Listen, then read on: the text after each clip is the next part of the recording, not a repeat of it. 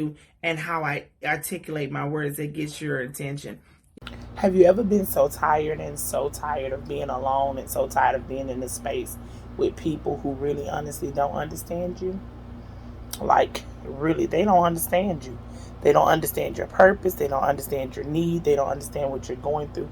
They don't understand you really, truly, indeed. They just don't get it. So let's talk about this underdog and why the nice guy is so tired of being nice. Let's go ahead on and start with the part that really honestly is clear and near to us all. We've all been near and dear to family, and we've always wanted to make it and show mom, dad, and all those that we made it. We work so hard. We hustle each and every day. We put ourselves in position and place ourselves on stages, and really seriously, we grind, we hustle, only to find ourselves in a place where we are never good enough for the bloodline. And that's all we want to do, is just show them that we made it. All we want to do is tell them that, hey, I did a good job. Did you see me do what I do? But only do we find ourselves in a seat in a place where our good enough is just not good enough to do what we do with them too. So, we're here. We're now here in a space, in a place where we're trying to make it work for the family's sake. Trying to keep grandma's, her legacy alive, and trying to do what those who went on before us have done, and really seriously trying to keep ourselves above the water and have some good times. Good Times was a good TV show, by the way. But then we find ourselves in a place where we're just considered to be the black sheep. You know, anything you do that's outside of what everybody else does, outside of the trend of popularity of what we do, if you're not one to be quiet, you see something and you shut up on something, if you make a decision and a choice that you're going to say something when you see something, you're not it. So you're black. And he just happened to call you a bye-bye black sheep. Have you any wool? Because here's the thing. You're not a black sheep. You're just a different thinker. You're just a different walker. And you're just a different believer. And you make decisions and choices not to sit in it, sit on it, and to stand in a place of quiet peace, lest you choose to stand loud, peacefully. Oh, yeah. Because family just don't get it and understand. Just because it did work at one time, you know, what happens in this house stays in this house, and we're going to keep this house a quiet house, even though this house is not a good house. This house got some issues in this house, some pain in this house, some hurt in this house. There were some things that has happened in this house that everybody in this house need to be aware of outside of this house. But again, what do? We step outside of what the house rules require. And then we become a problem kid, a problem child, a problem adult. They just crazy. Ugh, they always up to something. It's always something with you. Well, that's because, again, I'm the difference. I'm the uniqueness. I'm that bold, and I'm just not what you are accustomed to. Just because my cousin is doing it don't mean I need to do that too.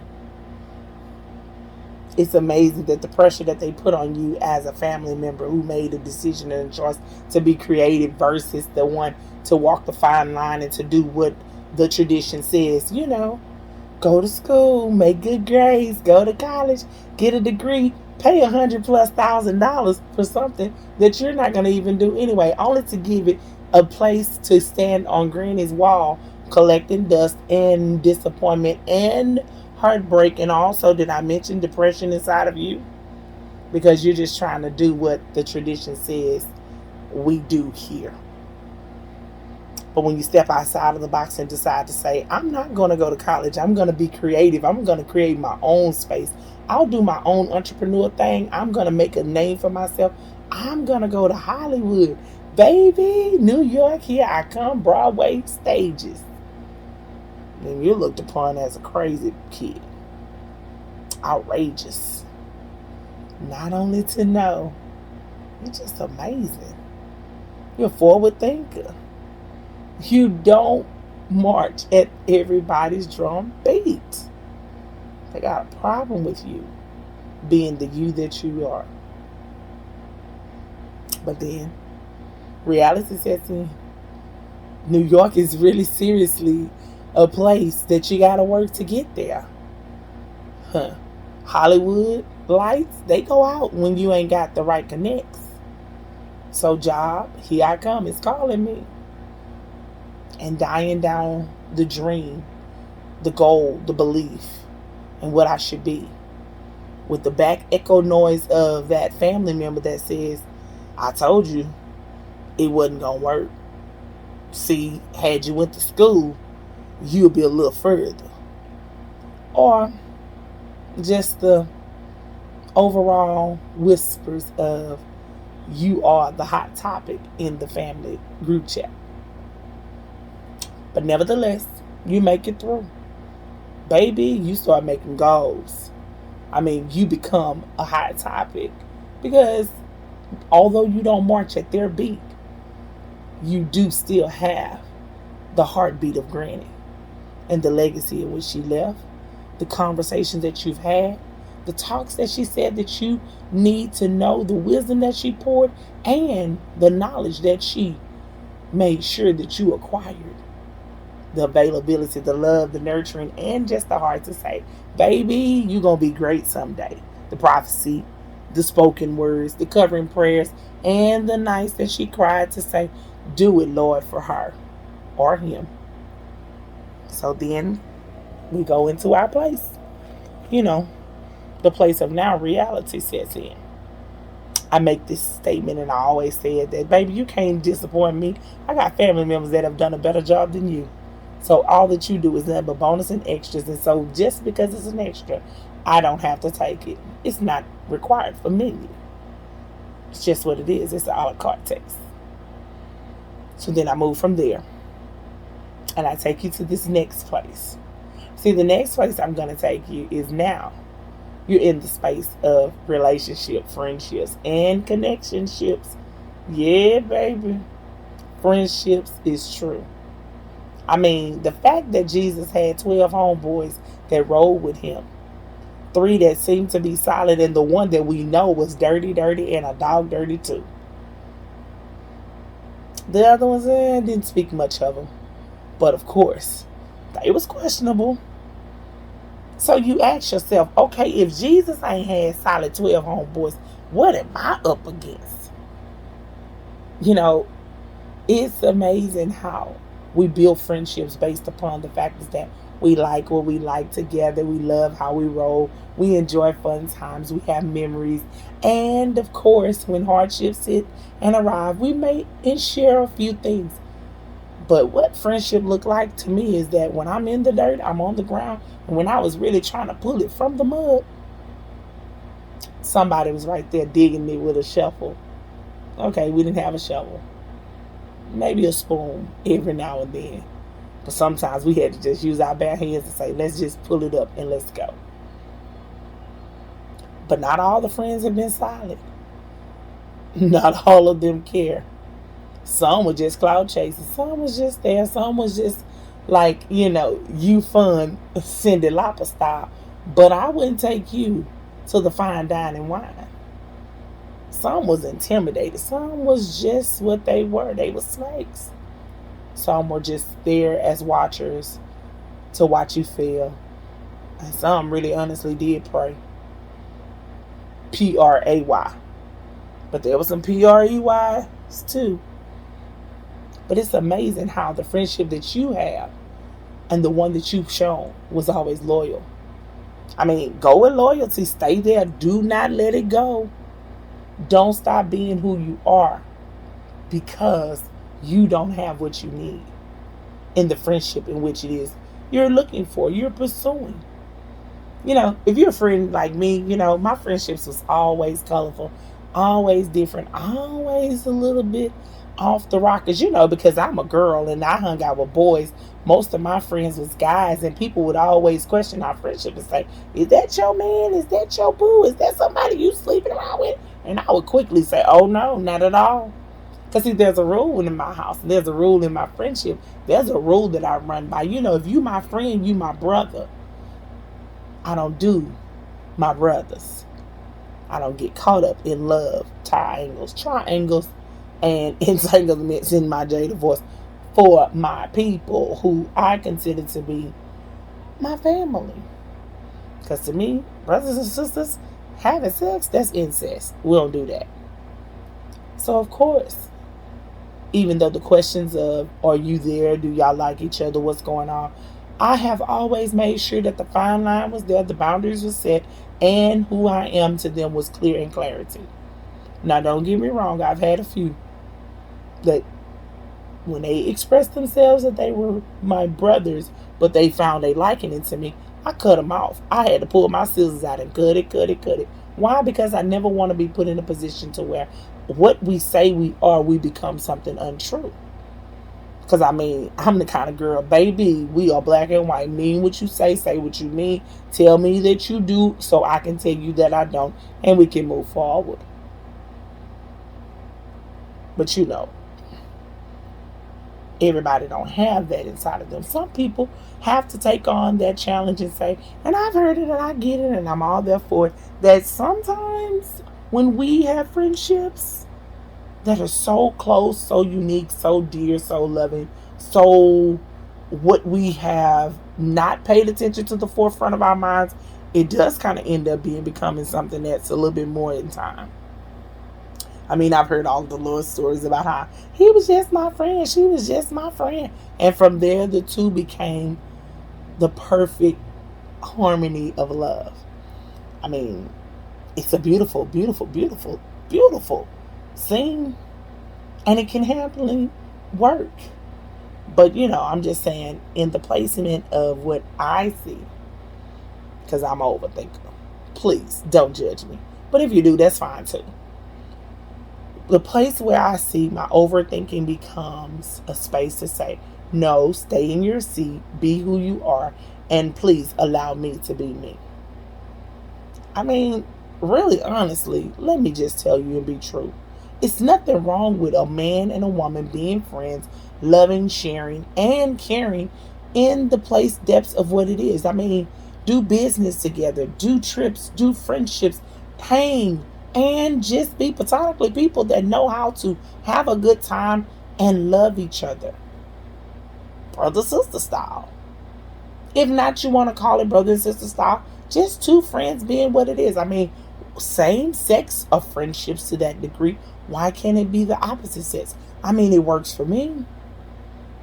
I'm so proud to know that I have a friend that truly, honestly loves me. We care for each other, we share, and we are really, truly, honestly rooting for each other to win on every level. We talk about it quite often about how whichever one of us get to the top first, it's already a noted rule. We can't leave each other down. We got to pull each other up. So I'm super excited to know that, hey, we're working towards a goal. And a lot of times we get to work together towards that goal, and sometimes we don't.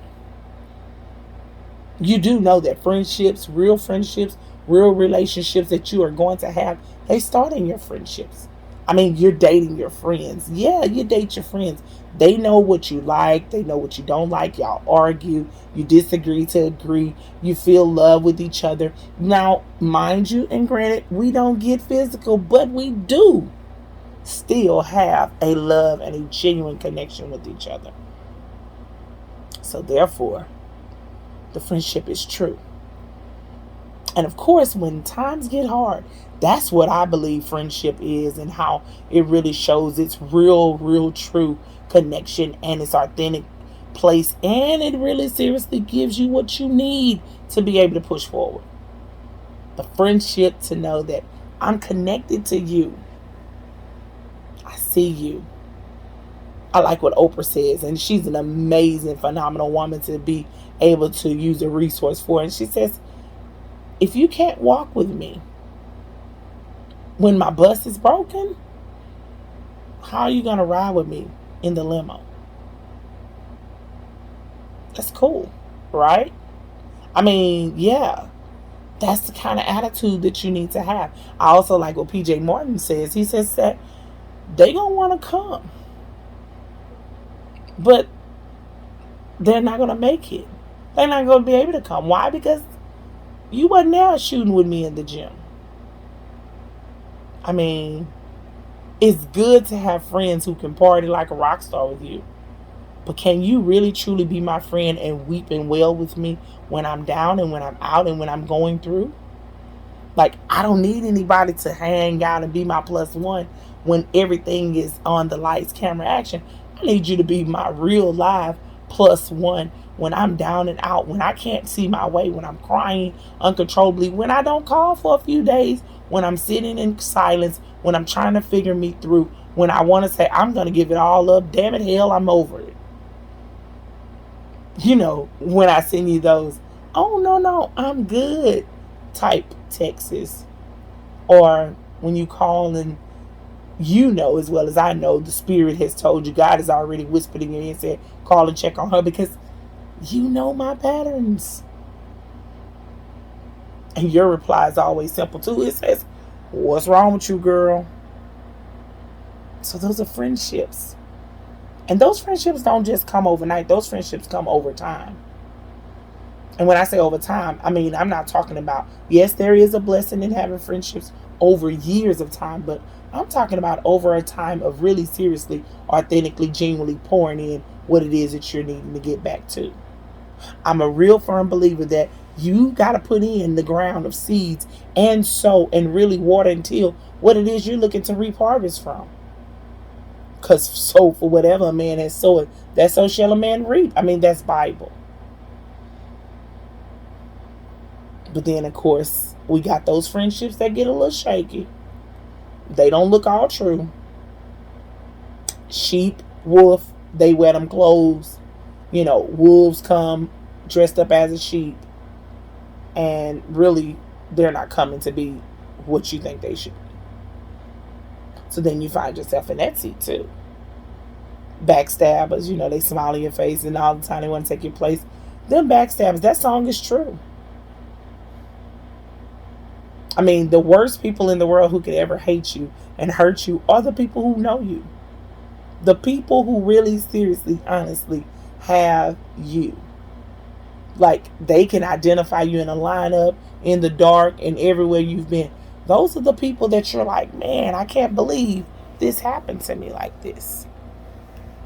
But those are the people that we give our power to. So when you sit and you're saying to yourself, now, how do I feel like this? And why do I feel like this? And why am I going through this? And what is this going to really do for me? It's really going to put you in a place, in a space to say, you got to think about it. Now, it's no shade and it's no fear and it's nothing to really seriously cause any harm. I'm just letting you know about how the nice guy is so tired of being nice. The underdog is so tired of being underrated, unnoted. And they just want to be. I mean, in this life, there's always going to be a winner and a loser. It's already noted. It's always what life says.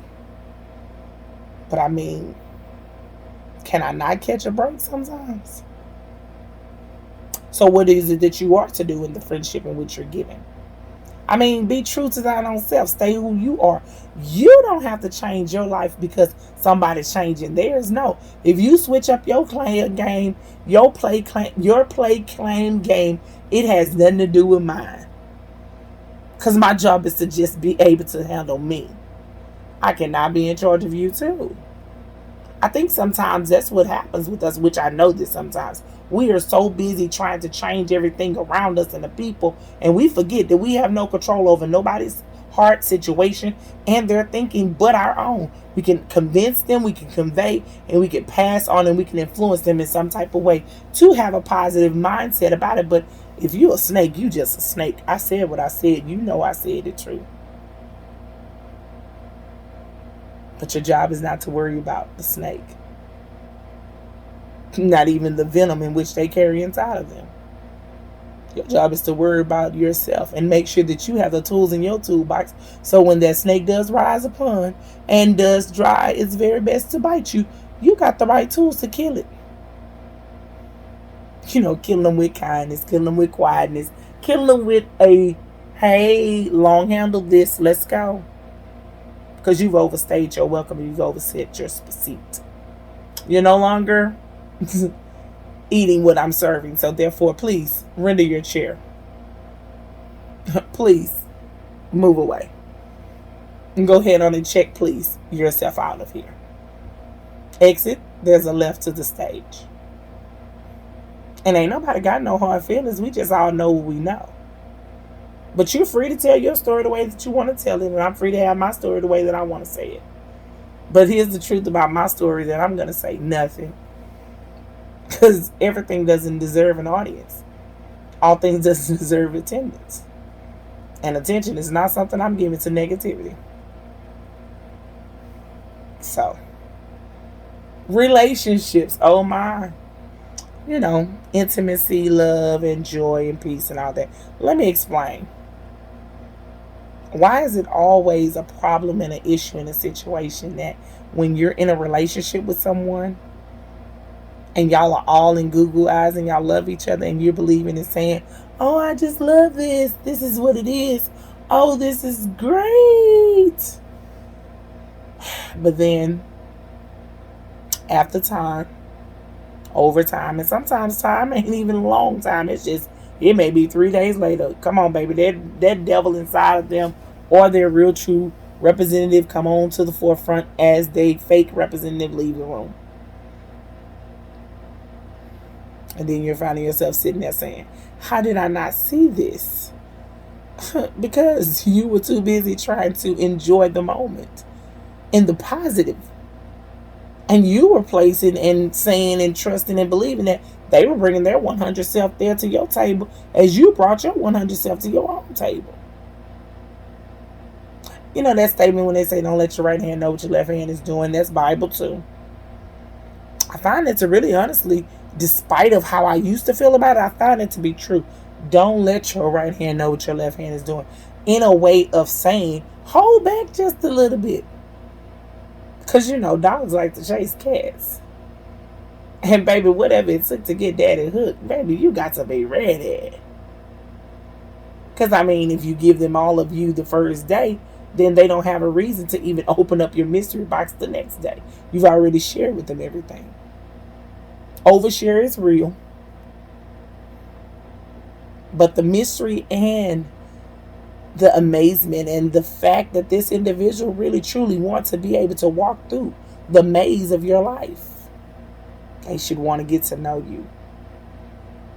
And knowing you beyond your pants, knowing you beyond your dress, knowing you beyond, the physical.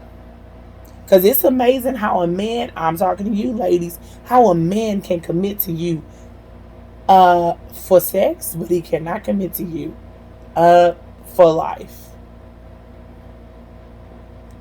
And when a man tells you crazy things like, I need time to make that decision. Sir, you didn't need time 3 days after we met each other, said hello, said hi, that we were in the bed jumping and pumping and sweating, wasting our time, all the 5 minutes. Yeah, I said 5. But here's the real reality of what it is. We can't just blame you. I got to blame me too. Because I too made a choice and a decision to allow you to pump in a sweat and to wake me up and bother me and get me all aroused in a moment, in a minute, all for 5. And I was so hoping for a whole 30 minutes, not seconds. But, But if I would have just waited, if I really honestly wouldn't have just thought overthinking and saying, ooh, the good girl role is just overrated. No, it's all right. Because good things does come to those who wait. Now, please understand and don't take me wrong and don't say, hey, you just having this one biased way. No. If your choice is to first day between hello and hi and the next 30 minutes after meal, you want to go head on and have it your way, Burger King style, go for that. That's you. That's your choice. But then we also got to realize that at the end of the day, how you going to feel? What kind of way you going to be feeling? What's going to be your reactions to the action he gives? I mean, if he don't call you back again, then what is it? What are you going to feel like? How's your attitude? Because, ladies, let's just be honest with ourselves. We're looking for so much more than just somebody that's going to be jumping in and out of us.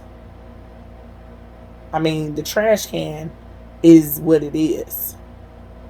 But you're not a trash can. You're fearfully and wonderfully made in the likeness and the image of God. So I don't care how smooth he is. I don't care how much he smells good and wow, how well he dressed and the car that he drives. I don't care how many figures he got in his pocket. What is the value of what you are? And if your standards is to wait, then what's the problem? Wait. And if your standards is to let go and throw your legs in the air and wave like you just don't care, that's your business. But what I need for you to understand, and where I need you to really honestly go with this, is I need you to be okay with whatever. Really, like whatever comes. Because the underdog is what it is. And sometimes the underdog really seriously does get walked like a dog. And I'm not saying that the fact that you have values and the fact that you choose to waver your values, that you're not going to be good enough. I mean, it's your choice. Now, sirs, gentlemen, guys, let me ask you something. Do you really want to be the dude that you want to be and portray between your friends and your homies and all that other kind of stuff? Like, let's get honest about this. Do you really want to be the guy that makes a choice and a decision to say, I want to just jump in and out of her every day? No. Because, coming from a girl who hangs out with guys and have these kind of conversations, I see you. I understand. You don't want to be that man. Like, you really want a relationship. You really do want someone that you can hold a real intimate conversation with, someone that can rub your head, you can lay into their lap, and they can really seriously be able to put you in a safe place where you can pour out your heart. You want to be able to tell her your goals and your dreams. I mean, you want to cry. And all that old bull crap that boys don't cry, big boys don't cry, that's a lie, that's a myth.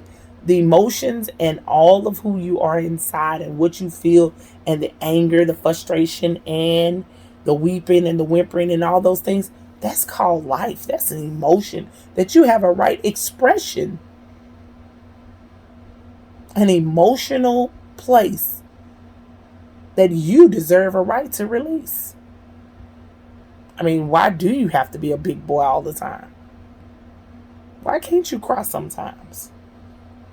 And who said it's okay for you to deny your opportunity to be able to freshly cleanse yourself of all of those things, those negative thoughts, those pains, and those heartbreaks and disappointments that you went through? Why you got to walk around angry? You deserve it. And what's this thing with you wanting to be with your homeboys all the time? Like, you okay? But is it because of the factors that homeboy relates to the place and the space of how you can cover up being the you that you really want to be? You do know that if you really want to just be with your boo, want to hang up under her, spend that time, that is okay. Because if you really look at it and if you're paying attention real good, when your homeboy boo calls, he gone. So why you can't do the same thing too? It's amazing. I watched the movie, Think Like a Man. And the amazing part of that movie was simply true. That although Kevin Hart was in the position and the place and getting prepared to divorce his wife. And he spoke so many times of how he hated this and he hated that, but yet he still had a second reflection of all the joy and the things that he enjoyed when he was there with her. Like, he was agitated and he was giving the other guys the deflection and depiction of what they should not want. But then he then had his own reflection of the moment to say, "No, I need that." Then it was in that moment, that very moment, that he got a chance to hear himself think, as that's what I call it. He had himself come into Jesus' meeting, went to the restroom, and then made his major confession to say, "I need you, baby. I need to come home. And all what you give me, the peace, the love, the joy, and the security, it's there." I like to say that at that moment, really, truly, honestly, Kevin made a decision and a choice to say, "I choose not to be this foolish dude. I choose to be a smart guy and take myself to where I need to be."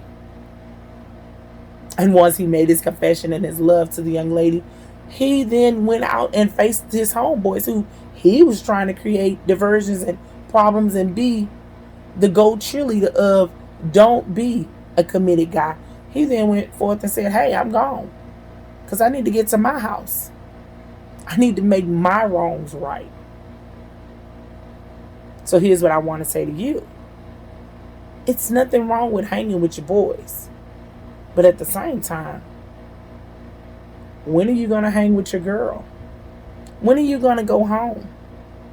When are you going to make your relationship become the real safe haven and the wholeness of what it is that you need when it comes down to the nurturing of a loving, caring person to be there waiting for you? I mean, I'm just saying. It's so much in life that we can really seriously reflect upon. And of course, in businessship, like professional life, entrepreneuring, business, and what we do to make ourselves happy. It's okay. Underdogs, yeah. We really, truly, honestly do allow a lot of people to shine lights, and we will hold your spotlight. And we will not speak a word about how we hold your light. The unsung hero never gets an opportunity to really seriously tell their true story up until the moment when somebody is paying attention and says, "How are you really doing?" Or, "You really made that happen."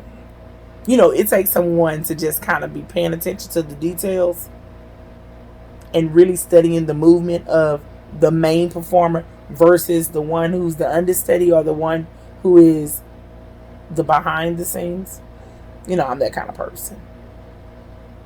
You know, I watch that person that serves the main character. I watch that person who helped put on the program, the assistant. I'm always watching them. You know why? Because I know what it feels like to be them. But I watch them because also they are the ones who make it all go round. I've personally said this in my own life. I tell people quite often that I am the best Nikki A. Kaiser because I have some greats that stand right there, not behind me, on the side of me, who really pushes me. And they tell me that I'm great. So I'm not great by myself. I'm great with a great group of people who have put me in position to be who I need to be. And even when I want to throw in my towels and when I want to give it up and when I want to say I don't want to be my best, they still encourage me to become just what I need to be. Can I encourage you as an entrepreneur, as a business owner, as a person who's pioneering into a world of the unknown, and really seriously, you're getting ready to swim into the big, deep ocean that never, ever ends. You know, swimming out in the deep into the ocean where you can't see where it starts and where it begins at and where it ends at and how it's moving, the currents and the waves and what's going forth in that water. It can be choppy sometimes. It can be smooth. It can be rough, stormy. It can be calm. You don't know what you're going to get in the ocean. There's so many different things out there, so many sea animals, so many lost items. There's so many moments and minutes and places and spaces in there that you don't even know. But the fact that you decided, I'm going to go on and jump off and swim. And sometimes you get to swim with the dolphins.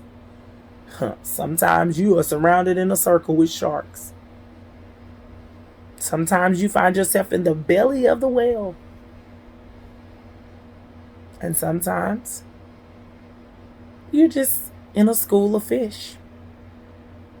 But wherever you are in the ocean, you own the rights to be what you need to be. You own the rights to become that better you. You own the rights to the music, the movement, the placement, the space of what it is. And it's your vision. It's your goals. It's your moment. It's your time. It's you who get the right to be who you need to be. I mean, create the stage that you want to stand on. Perform to the platform that you know that you're called to. Quit looking for people to invest in what it is you know you're supposed to be. Nobody can really honestly do you but you. And even though everybody else may be doing something similar to you, they're not doing directly exactly what it is that you're going to do.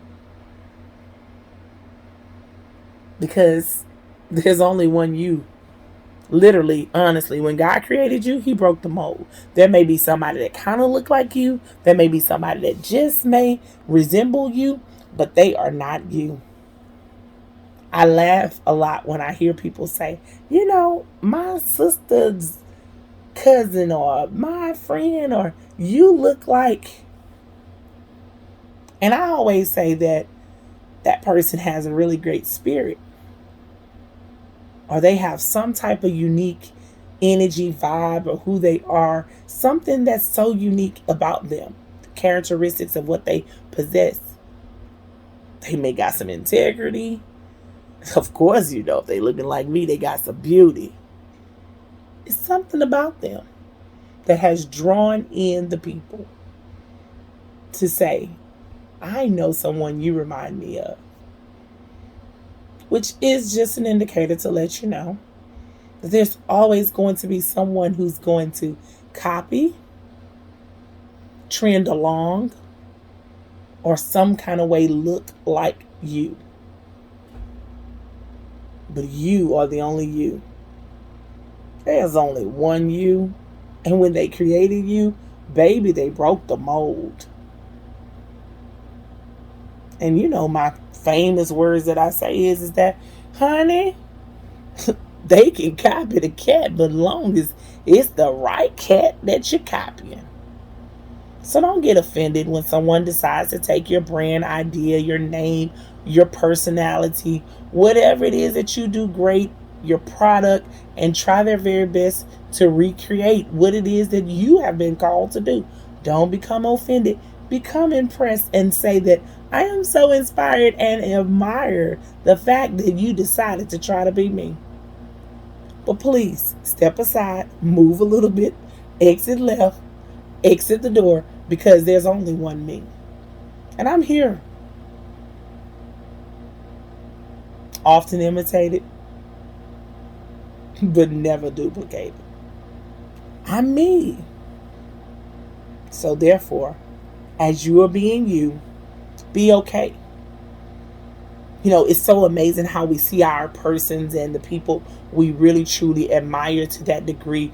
You may see this person that you are so intrigued with. They may be a voice or a mentor or someone who really seriously, you're like, oh my God, if I could be this person, my life would be so amazing. But then you also have to ask yourself the truth. And the real question is that, can I be this person off the stage? Can I be the person that suffers from sleepless nights? Can I be the person that suffers with anxiety? Can I be the person that may suffer with depression? Can I be the person that suffers with loneliness? Can I be the person who overthinks? Can I be the person who grieves? Can I be the person who may just don't want to be bothered? Can I be the person who's okay with being an introvert? Can I be the person who may doubt their own esteem? Who has their own issues? Because, everything you see in the spotlight, once the light goes down, no one can see. Especially if you're not opening your eyes to pay attention to see. So here's what I want to tell you. And this is going to be the closing of my Nikki talk. The real reality of life is that you may be an underdog. You may be called to be the difference. And you may be noted to not walk the fine lines. And you may have taken the box and decided, I'm going to smash it out because it's not the box for me. But can I help you today and let you know you're just the right person to do the right thing and to be the right you. So be you. Everybody else is taken. You don't have to be an underdog. You can be a conquering, a victorious, a confident, a bold, bodacious, a beautiful you that only you can pull it off. So when you as the nice guy get tired of being nice, just think about this here. To whom much is given, much is required. And the requirement today is simple. Trust in the Lord with all thine heart. Lean not to thine own understanding. In all thy ways acknowledge him, and he's going to direct your path. Because he's prepared a table. And that table is there for you. And even though you're going to be sitting at the table and the enemies are going to be there watching, the main thing of it is that God wants you to watch yourself. Watch yourself grow. Watch yourself flourish. Watch yourself win. Because even though you say you cannot win, you are a winner. Listen, it's not about what I say. It's about how I make you feel. And man, I hope I made you feel some type of way. This is my Nikki talk. Be blessed.